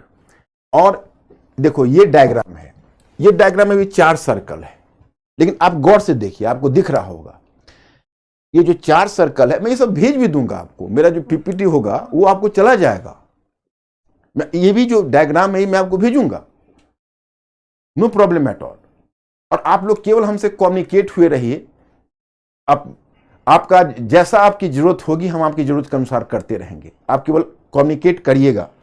देखिए इसमें भी आप देखेंगे कि यही 4 गोला है, लेकिन वो 4 गोले में नाम अलग अलग है। देखिए राजनीतिक ऊपर है, उसके अंदर सामाजिक है, उसके अंदर सांस्कृतिक है, और सबके नीचे ये आर्थिक है। ये गोला आप देख रहे हैं ना, ये आर्थिक है। इसके पीछे क्या है पता है? जो परिवर्तन होता है, पहला तो बता रहा है परिवर्तन में ये ज्यादा तेज, ये कम तेज, ये कम तेज, ये कम तेज, लेकिन ये गोला आपको बता रहा है कि आर्थिक परिवर्तन सभी की जड़ में है। जो मार्क्सवादी इतिहासकारों ने, लेकिन हम यहां मार्क्सवादी दृष्टिकोण आपको नहीं बता रहे हैं, यहां हम आपको बता रहे हैं कि आर्थिक परिवर्तन महत्वपूर्ण होता है। आर्थिक परिवर्तन राजनीतिक, सामाजिक और सांस्कृतिक परिवर्तन को दिशा देता है, तो दूसरी तरफ सांस्कृतिक, राजनीतिक, सामाजिक और सांस्कृतिक परिवर्तन भी आर्थिक परिवर्तन पर प्रभाव छोड़ता है। जैसे मैं आपको उदाहरण बताता हूं, आपने अगर एनसीईआरटी पुस्तक की पुरानी वाली आर्य शर्मा की पढ़ी होगी, वहां पर आपने देखा होगा कि वहां आपको सूचना मिलती है जो मध्य गंगा घाटी में जो लोहे के उपकरणों का प्रयोग हुआ, जंगलों की सफाई हुई, तो जो कृषि अधिशेष पैदा हुआ, वो कृषि अधिशेष ने एक नगरीय अर्थव्यवस्था को जन्म दिया। और जो बौद्ध पंथ का उद्भव है उसको आर्य शर्मा बताते हैं कि कृषि अधिशेष और जो नगरीय अर्थव्यवस्था है उससे बौद्ध और जैन पंथ का उद्भव जुड़ा हुआ है। तो आर्थिक से देखा आपने, उसी प्रकार से समाज है। तो अगर अर्थव्यवस्था का विकास सीमित होगा तो समाज आपको समतामूलक दिखेगा। जैसे जैसे आर्थिक अधिशेष पैदा होता है समाज विभाजित होता चलता है। क्यों? क्योंकि जिस समय आर्थिक अधिशेष आता है तो कुछ लोगों की आंखें चमकने लगती है कि आहा, ये अधिशेष हम अपने पक्ष में ले आए। तो जो लोग उस अधिशेष को अपने पक्ष में लाने का प्रयत्न करते हैं वो उसको एप्रोप्रिएट अपने तरीके से करने की कोशिश करते हैं, उस पर कब्जा करते हैं और वो अपना एकाधिकार उस पर स्थापित कर लेते हैं, और समाज में विभाजन हो जाता है। तो इस सब की जड़ में यह है। लेकिन अगर एक बार यह आता है तो यह भी इसको प्रभावित करता है। जैसे राजनीतिक कारक में क्या बौद्ध पंथ को राजाओं ने समर्थन नहीं दिया? क्या उस समय के व्यापारी वर्ग का समर्थन उसे नहीं मिला? तो वो राजनीतिक आर्थिक कारक है जो बुद्धिज्म को प्रभावित कर रहा है। व्यापारी वर्ग के समर्थन से बौद्ध धर्म के स्वरूप में परिवर्तन हुआ, तो वो बौद्ध पंथ को भी उससे सुविधा मिल रही है। तो हम आपको यह बताना चाहते हैं कि एक दूसरे का सभी पूरक है। ये परिवर्तन पहला बताता है कि एक परिवर्तन पहले हुआ वो धीमा है, ये उससे धीमा है, और ये इससे भी धीमा है। ये बताता है कि आर्थिक परिवर्तन सारे परिवर्तनों के मूल में है, लेकिन राजनीतिक, सामाजिक और सांस्कृतिक परिवर्तन भी आर्थिक परिवर्तन का रास्ता तैयार करता है। अगर बौद्ध पंथ आया तो उसने व्यापार को बढ़ाया, बौद्ध धर्म ने कृषि अर्थव्यवस्था को प्रोत्साहन दिया, बौद्ध पंथ ने व्यापार को प्रोत्साहन दिया, और कृषि अर्थव्यवस्था और व्यापार ने बौद्ध पंथ को जन्म दिया था। तो दोनों एक दूसरे का पूरक है। ये चीज आप समझ जाओगे, और ये समझ गए तो आप मानकर चलिए कि अब थोड़ा सा हम खान साहब से आपको मिलवाते हैं, क्योंकि अब मैं ही मिलवा रहा हूं, क्योंकि फॉर टाइम भी इन्होंने प्लेटफॉर्म हमें दे दिया है कि नहीं? तो सर देखिए, आप सारे लोगों से एक चीज कहते हैं ना, अब आपको ना इतिहास को उस गहराई से पढ़ेंगे ना कि एकदम अचंभित होगा, अरे बाप रे ये क्या हो गया यहाँ पे। अब तक आपको ये सभी चीजें नहीं देखने को मिली। देखिए सर ने किसने आसानी से बता दिया कि राजनीतिक चेंजिंग एकदम आसानी से हो जाता है। अब देखिए राजनीति तुरंत बदल जाती है पूरे विश्व में। डोनाल्ड ट्रंप की जगह बाइडेन आए, फटाक से चेंज हो गया। आर्थिक क्रिया भी चेंज हो जाती है। कोरोना से पहले की आर्थिक क्रियाकलाप और कोरोना के बाद का डिजिटलाइजेशन बहुत तेजी से हुआ। पहले कैश का लेन देन काफी तेजी से, सामाजिक चीजें बहुत धीमी रहेंगी, अलग अलग चीजों का, जैसे सर ने बताया ये टाइप की ये सारी चीजें आपको हर जगह आपको मिलेगी। और हम आप सबसे एक चीज कहेंगे, देखिए हम सब की यही दिली इच्छा है, आप स्टूडेंट के लड़कों को तो सर क्या कहा जाएगा, तो मैं परेशान की कि कब। अब सर देखिए, सर खुद ही आपको टाइमिंग बताएंगे और डेट बताएंगे आज।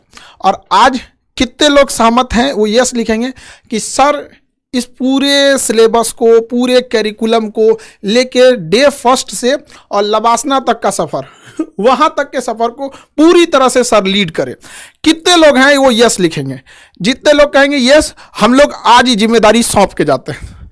सर ये देखिए मेरे लिए बहुत जवाब, मैं तो अपनी तरफ से प्यार भी करूंगा यार, यस लिख देना जरूर, क्योंकि मेरी दिली इच्छा है कि नहीं, ये मेरी दिली इच्छा है। और ये दिली इच्छा ये है कि मैं इसका सफर तय करूं और हम इस परिवर्तन के वाहक बने।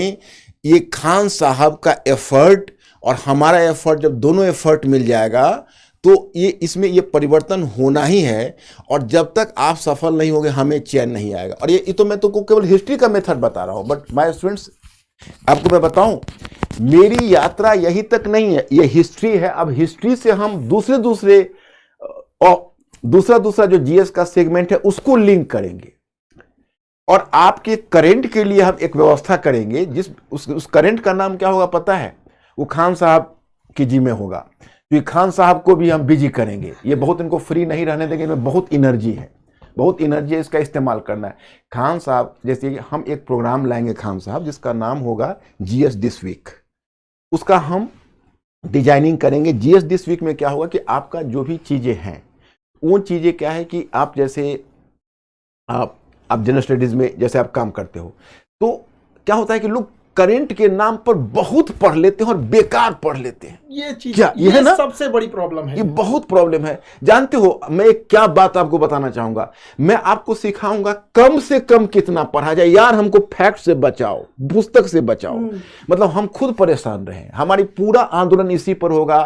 फैक्ट से बचाओ, पुस्तक से बचाओ, कम से कम पढ़वाओ और ज्यादा से ज्यादा सोचवाओ और लिखवाओ।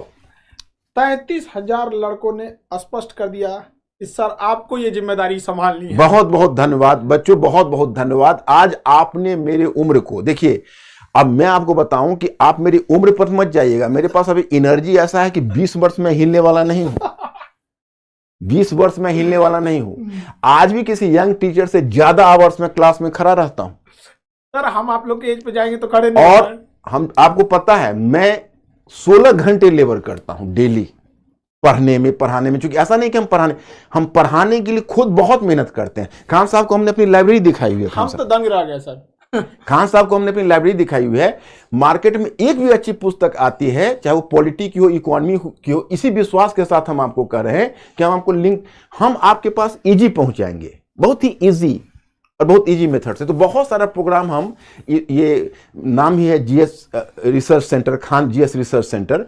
उस रिसर्च सेंटर पर वाकई में अब आपको बहुत सारे रिसर्च यूपीएससी के मिलेंगे और आपको खुद ही, जैसे हम जीएस दिस वीक जो लाने जाएंगे, वो जीएस दिस वीक में बहुत नहीं, 3-4 ऐसे मुद्दे जो इकोनॉमी से कहां जुड़ते हैं। ये नहीं कि आप पूरा कहानी, आपको इकोनॉमी से देखिए, ये आपका लाभ का है, इतना ही। 15 minute economy, 15 minute polity, 15 minute international relation, ये आपका यहां जुड़ रहा है। थोड़ा आप ट्रेडिशनल होने दीजिए। एक बार तो करंट हम शुरू करवा देंगे, फिर ट्रेडिशनल से जुड़वाएंगे और फिर मैं आपको वीक में आता रहूंगा और आपसे पूछता रहूंगा कि जरा आप हम बताइए कि आप कहां छूटे हुए हैं, मतलब क्या आपको क्या दिक्कतें हो रही है।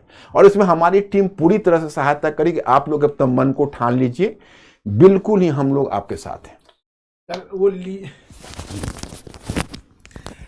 अब आप लोगों ने देखिए इस चीज को, सर पूरे कैरिकुलम को आपका डे फर्स्ट से लेके जब तक वहां नहीं पहुंचा दिया जाता है तब तक सर आपको पूरी तरह से इसमें लीड करते रहेंगे। कहीं से भी, जैसे मंडे टू सैटरडे तो सर अपना, इसके अलावा सर ने कहा कि हम लोग वीक में एक दिन इसको डिसाइड करेंगे। यानी अब इतना हम आपको पहले दिन में बताए थे कि सर के उस पे नहीं जाना है। जितना सर की उम्र के हम लोग जाएंगे तो पता नहीं सर इतना मेहनत तो नहीं होने वाला। अभी हम प्रेडिक्ट कर देते हैं आप कर दीजिए, आप ही मानव नहीं महामानव। नहीं, हम लोग से नहीं होने वाला सर इतना। महामानव है सर जिस उम्र में, उस उम्र में हम लोग से नहीं हो पाएगा। ये रियलिटी है। आप, हम सर की लाइब्रेरी में के दंग रह गए हम यहाँ पे। आप लोग कह रहे हैं एनसीईआरटी, अरे एनसीईआरटी, ये सब चीजें ना निचोड़ मिलेंगी आपको, फिर आपको वो छोटा लगने लगेगा। और सर मैंने एनसीईआरटी के लिए आपको तो टेंशन ही नहीं लेना, आपको बताते ना, एक विश्वास रखिए। इतना तो है कि कश्मीर से कन्याकुमारी तक के लड़कों को विश्वास है कि खान सर जो बोल रहे हैं उसमें तनिक भी संदेह नहीं है। और हम जब बोल रहे हैं कि अब सर को ढूंढने में कितना टाइम लगा अब आपको समझ में आ रहा है। अब लड़कों को कह रहे हो सर आपको अब समझ में आ रहा है देर कैसे हो रहा था यहाँ पे, अब समझ में आ रहा है ना आप लोग को। तो अब ये सर की पूरी तरह से लीड में रहेंगे आप लोग, सर लीड करेंगे इस चीज को। और सर को एकदम हम आपको शुरू में ही बताए थे संडे के दिन भी आपको एकदम तरीके से निचोड़ लिया जाएगा आपको, और नए ढंग से करेंट से लेके हर एक चीजों को बिल्कुल नए ढंग से नए अंदाज से होगा इस चीज को। समझ में आएगी नहीं आ गया? तो अब बेहतरीन ढंग से अब नए नए चीज़ों, अच्छा सर ये सारी चीज़ें आप लोग को एप्लीकेशन में प्रोवाइड करा दी जाएगी, आपको कोई प्रॉब्लम नहीं आएगा, ठीक है।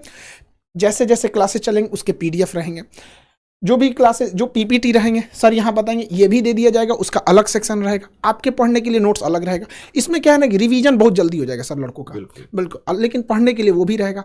तो अब सर अब रेगुलर आप कब से कर देते हैं और टाइम बता दीजिए लड़कों का।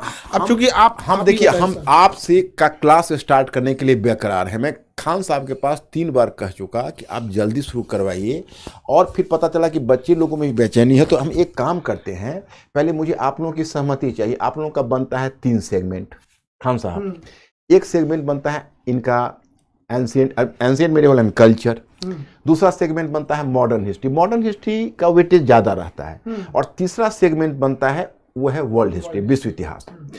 तो आप लोग जरा सा एक काम हमारा आसान और कर दीजिए, खान साहब को सूचना मिल जाएगी, हमको सूचित कर देंगे। आप लोग अपना मंतव्य दीजिए, आप किस में मॉडर्न हिस्ट्री, मुझे लगता है कि आप पहले ज़्यादा जुड़ाव महसूस करेंगे। तो आप कहें तो देखिए मॉडर्न हिस्ट्री के लिए मेरा डायग्राम है, ये मैं आपको बताता हूँ। मैं बिना डायग्राम का, ये देखिए उसको 4 खंड में बांटा है, हिस्ट्री ऑफ 18th सेंचुरी। देखिए हिस्ट्री ऑफ 18th सेंचुरी में पहला हाफ होगा मुगल साम्राज्य का विघटन, उसके कवर पर छोटे छोटे राज्य।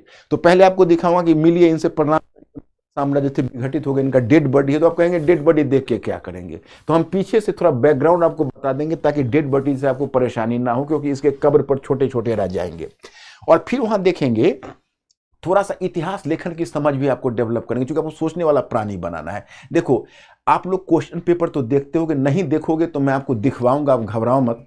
आप हमको 6 महीने का टाइम दो। 6 महीने में अगर आपका व्यक्तित्व ना बदल गया, आपकी तैयारी अगर आप अपने जीवन में एक बहुत बड़ा बदलाव नहीं महसूस किया, तो मैं पढ़ाना छोड़ दूंगा। ये मैं आपको कहता हूँ खान साहब के प्लेटफॉर्म से। अगर 6 महीने में आप अपने आप को नहीं बदल लिया, हालांकि देखिए आपका ये पूरा ड्यूरेशन चलेगा लंबा, 6 महीने में आपकी पूरी तैयारी यूपीएससी की होगी नहीं, लेकिन 6 महीने में आपको एक बहुत बड़ा बदलाव अपने आप में आप महसूस करोगे, ये हम वादा करते हैं। ये तो पहले क्लास से महसूस करने लगे सब। हाँ मॉडर्न बोल रहे हैं, मॉडर्न। हाँ ये मॉडर्न बोल रहे हैं। हाँ तो ठीक है, मॉडर्न से करेंगे। तो ये 18वीं सदी का पूर्वार्ध में मुगल साम्राज्य का पतन और छोटे उन राज्यों की स्थापना, उत्तराधिकारी राज्यों की। उसके बाद हम लोग एक डिबेट डिस्कस करेंगे, यार इसको हम क्या माने, अंधकार का युग माने या नई संभावनाओं का युग माने, क्योंकि इस पर भी क्वेश्चन कोई हो सकता है अंधकार के युग पर पूछ दे, कोई नई संभावनाओं के युग पर। और आप लोगों का क्वेश्चन में शब्दावली होता है, पूछल ले, आप देखते हो, विवेचन कीजिए, आलोचनात्मक परीक्षण कीजिए, समीक्षा कीजिए। तो वो सब मैं आपको बिल्कुल ही साथ आपको राइटिंग में ट्रेन करता चलूंगा। फिर आएगा 18वीं सदी का उत्तरार्ध। इसमें कैसे यूरोप में बदलाव आया, यूरोप से किन परिस्थितियों में कंपनी आई, और कैसे वो कंपनी धीरे धीरे व्यापारिक से राजनीतिक की तरफ बढ़ी, और कैसे वो अपने आप को राजनीतिक शक्ति में ढाल लिया। तो पलासी और बक्सर पर सीधे हम नहीं आएंगे, हम एक बड़े यूरोप के बदलाव के साथ आपको वहां जोड़ेंगे। फिर तब तीसरा खंड होगा हमारा उपनिवेशवाद। जैसे ये हुआ 18वीं सदी का उत्तरार्ध, अब तीसरा खंड होगा उपनिवेशवाद। उपनिवेशवाद में 3 उपखंड बनते हैं। पहला उपखंड का ये डायग्राम हुआ, समझ रहे हो, पहला उपखंड का। क्योंकि देखो उपनिवेशवाद का प्रथम चरण, वाणिज्यिक चरण, उद्देश्य क्या है, नीतियां क्या है। क्योंकि उपनिवेशवाद मूलतः एक आर्थिक संबंध है। ब्रिटिश यहां क्या करने आए थे, शोषण करने आए थे। तो उन्होंने जो राजनीतिक नीति बनाई, प्रशासनिक नीति बनाई, सामाजिक नीति बनाई, सांस्कृतिक नीति बनाई, वो शोषण के लिए ही बनाई थी। उनका मुख्य उद्देश्य शोषण करना था। ये सब नीति इसी के तहत है। तो पहला डायग्राम ये बनेगा। दूसरा डायग्राम आपका औद्योगिक चरण का बनेगा 1813 से 1858। तीसरा डायग्राम आपका वित्तीय चरण का बनेगा मॉडर्न में। ये राष्ट्रवाद का डायग्राम बनेगा। ये स्वतंत्रोत्तर भारत का डायग्राम बनेगा। तब लड़कों को दे दिया जाएगा। मतलब हर चीज प्लान्ड है। आपको एक भी जो स्लिप मिलेगा उसका मकसद होगा कि क्या दिया जाए, कितना दिया जाए। आपको 2 काम करना है जो मैं धीरे धीरे ट्रेन कर दूंगा। सोचने वाला प्राणी बनना है और बौद्धिक जुगाली करनी है। इंटेलेक्चुअल फर्मेंटेशन, ये मेरा टर्म आप जानते ही हो। तो बौद्धिक जुगाली, और कोई बात नहीं, अब हम दोनों लोग मिल गए और अब तीन लोग मिल गए, तो अब बहुत बड़ा परिवर्तन आने वाला है। थर्सडे से, परसों से हम आपका क्लास स्टार्ट करने जा रहे हैं मॉडर्न हिस्ट्री से। ओके, मॉडर्न हिस्ट्री से जा रहे हैं। थोड़ा सा केवल आप लोगों से एक ही रिक्वेस्ट है कि 2-3 दिन धैर्य से मेरा तरीका सीखना। अगर मेरा तरीका सीख जाओगे तो फिर बहुत एंजॉय करोगे, लेकिन तरीका सीखने में हमारे और तुम्हें ट्यून्ड अप होने में थोड़ा सा टाइम लग सकता है, हल्का 1-2 दिन, लेकिन 1-2 दिन में एवरीथिंग वुड बी क्लियर। तो क्या खान साहब, अब क्या किया जाए? आज इनको छोड़ दें? आप ही डिसाइड करेंगे। तो आज तो अब मेरी टीम से भी हम आपको मिलवाएंगे, खान साहब मिलवाएंगे, और पूरी टीम, हम लोग टीम वर्क की तरह काम करेंगे। और उसमें आप जानते हैं कि मेरा रोल बड़ा है और आप लोगों ने भी इतना बड़ा विश्वास जताया है, तो हमें आपको सबसे उम्दा चीज देनी है, सबसे उम्दा चीज। हम विश्वास के साथ कहते हैं, ये बाजार में, यूपीएससी के बाजार में तो ये चीज नहीं मिलेगी जो हम लोग देने जा रहे हैं। आप फी पर मत जाइए। आप जब देखेंगे कि भाई 2 लाख 2.5 लाख देने वाले बच्चे उस जगह पर नहीं है जो आप 7,500 देकर हैं। यही तो हम लोग का मकसद था सर। आप फी पर मत जाइएगा, आप फी पर मत जाइएगा। आपको गांव से खींच के दिल्ली लाएंगे, आप चिंता मत करिए। और जब यूपीएससी बिल्डिंग में बैठ के आप इंटरव्यू दे रहे होंगे, तब आप वो महसूस करेंगे कितना बड़ा बदलाव हुआ। लेकिन आपको थोड़ा सा जो तरीका बताएंगे उस तरीका को फॉलो करना है। तो और खान साहब, आप कुछ कहना चाहेंगे? टाइमिंग हाँ, टाइमिंग अभी 7 बजे का रखते हैं, 7 PM का रखते हैं। सूटेबल है, इवनिंग का टाइम हमें भी थोड़ा अच्छा लगता है, आप लोगों को भी अच्छा लगेगा। तो 7 PM से शुरू करते हैं, परसों यानी थर्सडे के दिन से। ओके, और कुछ तो आप कुछ कहना चाहिए? देखिए, सर ने डिसाइड कर दिया। और देखिए, एक होता है ना, सेनापति सेना को किधर ले जाना चाहता है, और इस उम्र में सर इतना मेहनत करते हैं ना, तो सोचिए आप लोगों से कितना करवाने वाले हैं। और आप लोगों ने ही सर को इतनी बड़ी जिम्मेदारी दी है, इसलिए आप अब कमर कस लीजिए। आपका सोच ना बदल जाए तब कहिएगा, ये मेरा विश्वास है। और आप कहीं भी, अब आपको एक बात बोलते हैं ना कि आपके कलम की रफ्तार देख के बगल का विद्यार्थी अपना कलम रोक देगा कि अब मेरा तो ना होने वाला है, इसका तो हमें नहीं, लेकिन मेरा तो ना होने वाला है। आपकी सोच ना बदल जाए तब कहिएगा वास्को डी गामा भारत आया, ये तो छोटी चीज है, गूगल भी तो यहीं आ रही है। गूगल से लेकर आखिर क्यों आप वास्को डी गामा तक ही रुक जाते हैं? माइक्रोसॉफ्ट, गूगल, टेस्ला सब तो इधर ही चले आ रहे हैं, आखिर कुछ तो है। तो ये थिंकिंग चेंज हो जाएंगे। तो हम एक चीज जो है हिस्ट्री की, सर का जो है ओवरऑल सर आपको बताते चलेंगे कैसे कैसे चीज़ों को लेना है। पूरी तरह से आप लोगों को गाइड करते रहेंगे सर, हर जगह पे आपको, हर फील्ड में, हर सब्जेक्ट में आपको कहाँ कैसे सुधार की ज़रूरत है। और जिन लड़कों को अलग से ज़रूरत पड़ेगी उन लोग को भी बता जाएगा। वो ऑटोमेशन इतना तेज, आप कितने सिंसियर है पता चल जाएगा, उसकी टेंशन नहीं है। कल थर्सडे, परसों है थर्सडे से 7 बजे से सर की हिस्ट्री की क्लास रेगुलर रहेगी। देखिए, यूपीएससी की क्लास थोड़ी लंबी रहती है और सर को क्लास लेने लगते हैं तो उसी में खो जाते हैं। आपको भी टाइम का नहीं पता चलेगा, सर को तो पता ही नहीं चलता है, आपको भी नहीं पता चलेगा। इसलिए अब बहुत जल्दी सर को अब बाकी लोगों से अब मिलते चलेंगे। सर जैसे जैसे आगे बढ़ते चलेंगे सारी चीज़ें कंप्लीट होती चलेंगी। बहुत सारे लोगों के हम लोगों ने नाम अभी आप लोग को नहीं बताए हैं, उसके कुछ रीजंस भी, ठीक है। लेकिन इतना समझिए कि जब ऐसे हम लोग में एकदम यूनिक, नॉट बेस्ट, यूनिक, एकदम यूनिक चीज़ होने वाला है। तो अब इसके साथ अब आप लोग को भी मन से पढ़ना है। ये सारी चीज़ें हम आपको PDF सेक्शन में प्रोवाइड करा देंगे। क्या क्लास करना है एक दिन पहले आपको दे दिया जाएगा, आप उसे पढ़ के आएंगे ताकि क्वेश्चन पूछने में सहूलियत होगी सर। बाकी सर आपको बताते रहेंगे कैसे कैसे करना है। अब हमारे बहुत बड़ी जिम्मेदारी हम सर को देके आज हम सच में बताते एक रिलीफ महसूस कर रहे हैं सर। हम एक मेरा जो सपना था ना कि गरीब को कभी ये ना, मतलब जिसके पास पैसे, आप बिलीव नहीं कीजिएगा सर, 7 बजे वाले क्लास को तो लेना ही पड़ेगा आपको, क्योंकि ना सुबह में भी कुछ क्लासेज रहेंगी सर, कुछ दोपहर में, कुछ शाम में। एक बार कंटिन्यूअस करने में ना आप रिवाइज नहीं कर पाते हैं। एक लड़की बोल रही थी कि सर हमको दूसरे के यहाँ काम करने जाना पड़ता है, 7 बजे वाले बैच में हमको वहाँ जाके काम करना पड़ता है। अच्छा। मतलब वो किसी यहाँ जाके मतलब वो उनके बच्चों को देख रेख करना वहाँ पे, वो चीज सोचिए क्या वो लोग इससे पहले आ सकते थे? नहीं आ सकते थे सर यहाँ। ये चीज को ऐसा दिल झकझोर देता है कि नहीं। और सर ये लोग जब बैठेंगे जिला के कमांड पे ना, तो रूट लेवल पे चेंज करेंगे। तो कुछ मजबूरियां सर, ऑनलाइन में तो कोई दिक्कत नहीं, आपका मन है तो आप रात में भी देख सकते हैं, सोने के टाइम में भी देख सकते हैं, कोई बाउंडेशन नहीं है, दिन भर देखते रहिए जितना, कोई बाउंड, ईमानदारी से आप पढ़िए, आपको कोई दिक्कत नहीं आएगा। सर सीसेट के बारे में कॉम्प्रिहेंसिव को कैसे लिखना है, फास्ट रीडिंग में कैसे बढ़ते रहना है और कुछ छूटे नहीं, सीसेट की सबसे बड़ी रोज एक कॉम्प्रिहेंशन इनको दिया जाएगा। रोज आप लोगों को कॉम्प्रिहेंशन, जैसे लोग सांस लेते हैं ना, उस तरह से कॉम्प्रिहेंशन सॉल्व करना है। मैं आपको बता दूंगा, जैसे न्यूज़पेपर का संपादकीय आप पढ़ेंगे, उसका भी कॉम्प्रिहेंशन आप बनाएंगे। दो फायदे होंगे, एक तो फास्ट रीडिंग आपकी होगी, दूसरा उससे आप एक और भी काम करेंगे, उससे आपका क्वेश्चन, जैसे आप कॉम्प्रिहेंशन पढ़ेंगे और उसमें 2-3 क्वेश्चन आप ही को कहेंगे, आप क्वेश्चन फॉर्म करिए आप अपना न्यूज़पेपर में, और हम आपको एक पीस कॉम्प्रिहेंशन डेली भिजवाएंगे और डेली आप लोगों को सॉल्व करके देना है। और हमारा जो R&D, हमारे पीछे एक बहुत बड़ा R&D रहेगा। हाँ, उन लोगों को कितने लोगों का है खान साहब? 117-18 लोगों का है।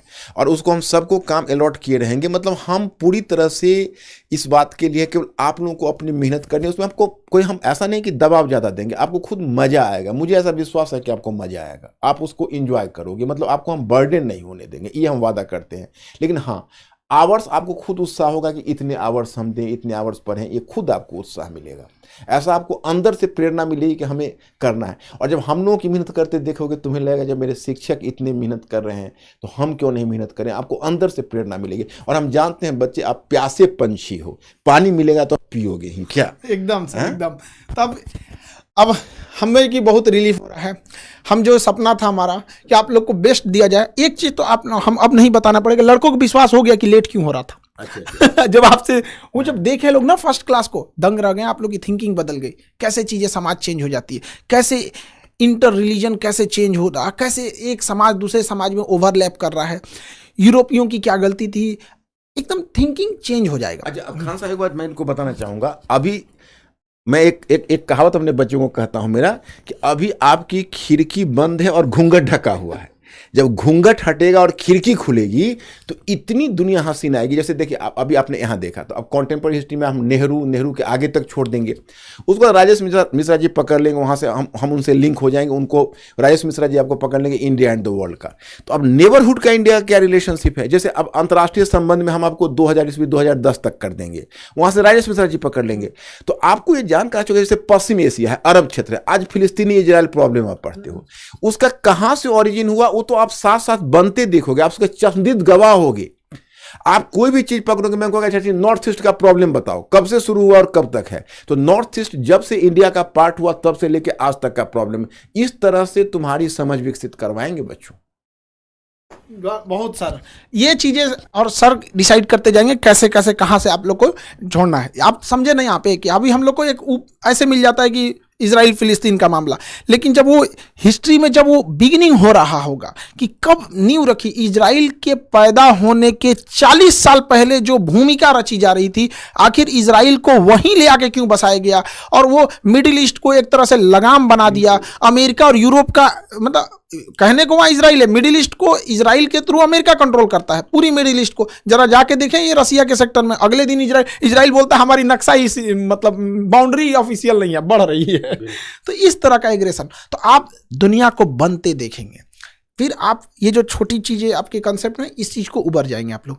तो अब कल आप लोग को और ब्रीफ किया जाएगा, और राजेश उनसे 1-to-1 करा देंगे एक बार, राजेश मिश्रा सर से पॉलिटी के लिए। और ट्यूनिंग देखिए सर, कहाँ छोड़ेंगे वहाँ कौन टीचर तुरंत पकड़ लेगा, ये चीज़ें बहुत जरूरी है। यही चीज़ कमी थी, ऐसा लगता था लड़कों की हिस्ट्री अलग है, पॉलिटी अलग है। शेयर करना चाहूँगा, जानते हो बच्चों का दुख, मैं अभी कहीं किसी का नाम नहीं ले, मैं जितना भी संस्थान देखता हूँ बच्चों, I have to share with you, क्योंकि मैं चाहता हूँ कि ये तो हमारा ऐप पर है ना, हमारे बच्चे, ये हमारे बच्चे हैं ना, हम कोई प्रचार नहीं कर रहे हैं, क्योंकि आप लोग हमारे बच्चे हमारे ऐप पर हो, तो जो हमारे ऐप पर हो हमारे बच्चे हो, हम यूट्यूब पर ये बात नहीं बोल सकते। जैसे देखिए, प्रॉब्लम क्या है कि हमने जहां किसी भी जीएस संस्थान में देखा है, कोई योजना ही नहीं। खान साहब जानते हैं, जैसे कोई आया, किसी बच्चे को गवर्नेंस से पढ़ाया जा रहा है, किसी बच्चे को पता चला क्या है, तो ये साहब है, ये नेचुरल डिजास्टर से शुरू कर रहे हैं, कोई है कि कोई सिक्योरिटी से शुरू हो रहा है। तो जिसका बैच जहां चलता रहता है गाड़ी पकड़ लेता है, या कोई टीचर जो खाली है, अच्छा कौन खाली है, गवर्नेंस वाले खाली है, बैच नंबर 3 में लगा दो। बच्चों हमको ये नहीं करना। हमने खान साहब से पहले ही दिन सवाल किया कि खान साहब प्लानिंग क्या है, तो इन्होंने कहा कि प्लानिंग है बच्चों को कम से कम पैसे में टॉप एजुकेशन देना। हमने टॉप, तो हाँ टॉप, तो हमने टॉप की हमारे पास एक योजना है। मैंने इनको योजना बताई, आपको बहुत अच्छा लगा, बहुत बहुत बेहतरीन आपको। और तब हुआ कि ठीक है। उस बाद रहा हमारे टीचर्स की बात, तो हम लोग एक फुटबॉल और वॉलीबॉल टीम की तरह काम करेंगे। उसमें मतलब कोई ऐसा नहीं है कि किसी मतलब सभी इंजॉय करेंगे, उनको भी अच्छा लगेगा, हमें भी अच्छा लगेगा। कभी सचिन अरोड़ा जी को कह देंगे कि अच्छा ठीक है आप थोड़ा सा मतलब यहाँ ज्योग्राफिकल पॉइंट ऑफ व्यू से, जियोपॉलिटिकल पॉइंट ऑफ व्यू से दिखा दीजिए। अब जैसे फिलिस्तीनी इजराइल का ही प्रॉब्लम है, तो अब गाजा पट्टी का एक ज्योग्राफिकल एस्पेक्ट भी तो है। अच्छा, दूसरा बात है, मान लीजिए कि अब कहते हैं कि जैसे इजराइल का ही है, तो इजराइल में है कि भाई बेचारे यहूदी भी पीड़ित रहे थे एक समय था, लेकिन अब बेचारे नहीं रह गए। तो उसके बाद फिर क्या है कि यहूदियों को वहां से रोमन ने प्रताड़ित किया, यूरोपियंस लोगों ने यूरोप में जहां तहां बटे हुए थे, उन्होंने फिलिस्तीनी क्षेत्र में यहूदियों को बसा दिया। तो आप देखेंगे इतिहास की चीजें कि साम्राज्यवाद है भाई। आप इसी तरह की बात है कि आप सड़क पर जा रहे हो और कोई कोट पहना हुआ जा रहा है और कोई आदमी खाली जा रहा है, कोट वाला वो ठिठुर रहा है, कोई चादर ओढ़ के जा रहा है, तो तुम इसकी चादर खींच के इसको ओढ़ा देते हो। तो वो चादर इसको खींचा, उसको कहा कि अगर आपको दया आई तो अपना कोट खोल के दे देते, आपने हमारी चादर क्यों खींच ली? तो फिलिस्तीनी लोगों का यही कहना है कि आपने हमारी चादर क्यों खींच ली? आप यूरोपीय लोग अपना कोट खोल के देते, क्योंकि ये सब यूरोपीय देश में जहां जहां थे यहूदी, वो सब बड़े सक्सेसफुल बिजनेसमैन थे, उनके बिजनेसमैन को निकाल देते थे, तो ये लोग यहूदियों को प्रताड़ित करते थे। तो ये पूरी कहानी है, पूरी चीजें हैं, वो सब कुछ क्लियर हो जाएगा। मैंने कहा ना, खिड़की खुलेगी, घूंघट हटेगा। अब खान साहब इनको अब देकर योजना देकर इनको, एक लड़का शिकायत कर रहा था कि सर हम 8:10 पे आने वाले थे, हाँ, और आप 10 मिनट पहले आ गए, हमारा 10 मिनट जो छूट गया उसका क्या होगा? पीछे नहीं है इसमें? हाँ, आ जाएंगे पीछे, लेकिन उसका क्या नाम को लाइव में जाना था। अब तो ये तो चीज, ये हो गया आपका जुनून। अब आप लोग को कल हम पॉलिटी वाले सर से मिला देंगे, इंटरनेशनल रिलेशन, IR वगैरह चीज़ों को। फिर ज्योग्राफी हम आपको कंडक्ट करेंगे, फिर ज्योग्राफी में कोई प्रॉब्लम नहीं आने देंगे, बंद आंखों से दुनिया देखना सिखा देंगे। वैसे भी सर नक्शा में जब पढ़ाते हैं ना, एटलस अपना पूरी तरह से आ गया है। एटलस भी बहुत महंगा था, हम लोग 90 रुपये में एटलस ला दिया यहाँ पे। तो अब आप लोग को कोई दिक्कत नहीं आएगा। अब हम प्रोसीड करते हैं आगे। अब पर डे रेगुलर परसों से यानी थर्सडे से 7 बजे से आपकी हिस्ट्री की क्लास होती रहेगी। और सर जैसा कि हैं कंप्रीहेंशन, फास्ट रीडिंग सीखना, सीसेट को साथ साथ चलते रहना। मेंस वह जाल है जिसमें पीटी नाम की मछली फंस के निकली है, ये सबसे बड़ी चीज़ है। ठीक है, तो उम्मीद करते हैं आप सब क्लास को एंजॉय किए होंगे। अब हम लोग एक नए इतिहास को रचने के लिए आगे बढ़ते हैं। समझ में आ गया? ओके।